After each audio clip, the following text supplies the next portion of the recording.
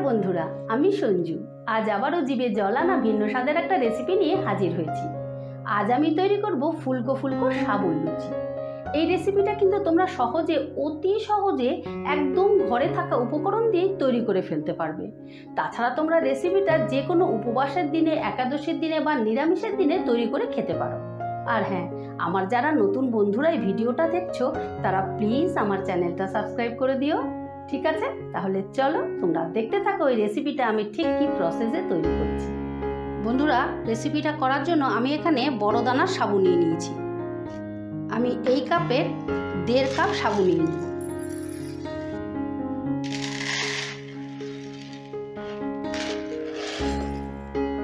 দেড় কাপ সাবু নিয়ে নিই।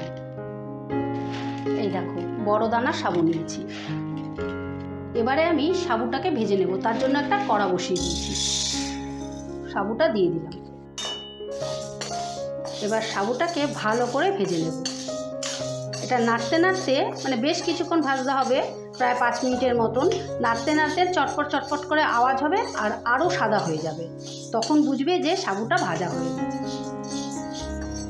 এই দেখো, সাবুটা ভাজা হয়ে গেছে। এই দেখো কিরকম কালারটাও চেঞ্জ হয়ে গেছে আর একটা পুটপুট করে আওয়াজ হচ্ছে, তার মানে সাবুটা ভাজা হয়ে গেছে। এবারে আমি গ্যাসটা অফ করে দিচ্ছি। এবারে একটা ডিশে ঢেলে নিয়ে ঠান্ডা করে নেব। এই দেখো, সাবুটা একদম ঠান্ডা হয়ে গেছে। এবারে আমি একটা মিহি ডাস্ট করে নেব। এই দেখো, একদম মিহি ডাস্ট করে নিয়েছি। এইরকম মিহি ডাস্ট করে নিতে হবে, নইলে কিন্তু লুচিগুলো ফুলবে না। এবারে আমি এটা মেখে নেব। তার জন্য দিয়ে দিচ্ছি স্বাদ মতো নুন, দিয়ে দিলাম গোটা জিরে। গোটা জিরেটা একটু হাতে এরম রগড়ে দিয়ে দেবে। আর এই গোটা জিরেটা যদি মুখে পড়ে তাহলে খেতে ভীষণ ভালো লাগে। দিয়ে দিলাম 1 চিমটি খাওয়ার সোডা। এবারে এটা ভালো করে মিশিয়ে নেব। এবারে এতে আমি দিয়ে দেবো আলু। এখানে আমি 2টো আলুকে প্রেসারে সেদ্ধ করে নিয়েছি, এটা গ্রেট করে দেবো। তোমরা হাত দিয়েও চটকে দিতে পারো, কিন্তু সেক্ষেত্রে লক্ষ্য রাখতে হবে যেন আলুর দানা না থাকে, তাহলে লুচিগুলো ফুলতে অসুবিধে হবে। এবারে দিয়ে দিলাম 1 চামচের মতো তেল। এবারে আমি একটা ডো বানিয়ে নেব। আলু দিয়ে ভালো করে পাউডারটা মেখে নেব। প্রথমে কিন্তু জল দেব না, আলু দিয়ে প্রথমে চটকে নেব। তারপর যদি প্রয়োজন হয় তাহলে অল্প অল্প করে জল দিতে হবে। আর তোমরা এইভাবে লুচি তৈরি করে একবার খেও। নিরামিষের দিন তো অবশ্যই খেতে পারবে, তাছাড়া এমনি দিনেও তোমরা তৈরি করে খেতে পারবে। খেতে কিন্তু অসম্ভব ভালো এবং এত ইজি তৈরি করা। সাবু আর একটু আলু হলেই, 2টো আলু হলেই তৈরি হয়ে যায় দারুণ একটা টিফিন। আলু দিয়ে ভালো করে মেখে নিয়েছি। এবারে আমি অল্প অল্প করে জল দেব। একসাথে জলটা দিলে নরম হয়ে যাবে। এই দেখো, আমি একটা স্মুথ ডো তৈরি করে নিয়েছি। এবারে ওপর থেকে একটু তেল দিয়ে দিচ্ছি, যাতে এই ওপরের সারফেসটা শুকিয়ে না যায়। এবারে এটাকে 5 মিনিটের জন্য রেস্টে রাখবো। এই দেখো, 5 মিনিট বাদে ফিরে এলাম। ডোটা কিরকম স্মুথ হয়ে গেছে, এই দেখো। এবারে আমি লেচি কেটে নেব। এটাকে আমি এরকম বড় বড় করে 3 টুকরো করে নেব। এই যে এরকম বড় বড় করে 3 টুকরো করে নিলাম। এবারে বেলে নিচ্ছি।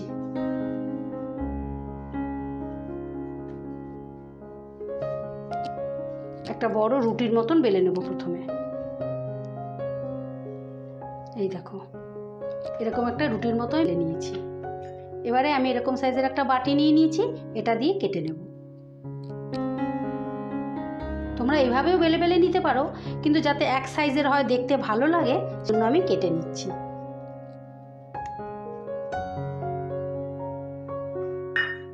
এই দেখো কি সুন্দর ছোট্ট ছোট্ট হয়েছে, একদম গোল এক সাইজের হবে। এইভাবে আমি সব কটা বেলে নেব।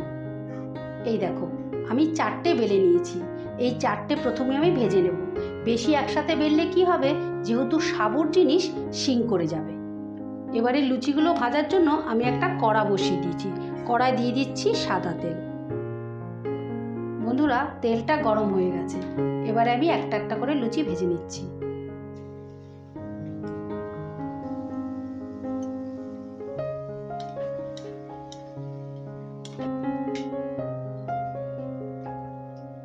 দেখো কত সুন্দর ফুলেছে। ঠিক এইভাবে সব কটা ফুলবে। এটা ভাজা হয়ে গেছে, এবারে আমি তুলে ফেলছি। এবারে আরেকটা দিয়ে দিলাম।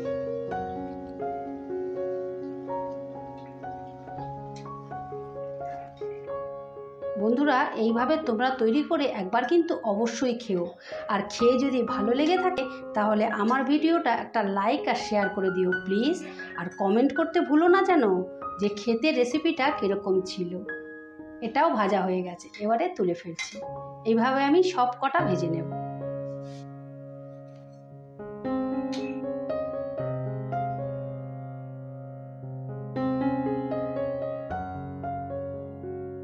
টেস্ট করে দেখি সাবুর লুচি কেমন হয়েছে।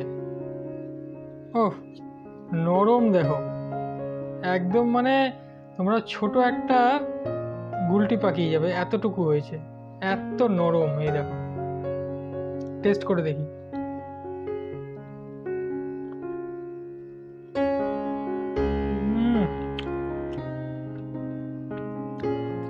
যেমন নরম তেমন টেস্টি। এরকম একটা সাবু লুচি যদি তোমরা নিরামিষের দিনে বা উপোস টুপোসের দিনে যদি করে উপোস ভেঙে তারপর যদি খাও, মুখে লেগে থাকবে, দারুণ খেতে। এই দেখো বন্ধুরা, সাবুর লুচি ফাইনালি রেডি। তোমরা কিন্তু এইভাবে তৈরি করে অবশ্যই একবার খেও, আর খেয়ে যদি ভালো লেগে থাকে তাহলে আমার চ্যানেলটা সাবস্ক্রাইব করে রাখার অনুরোধ রইল।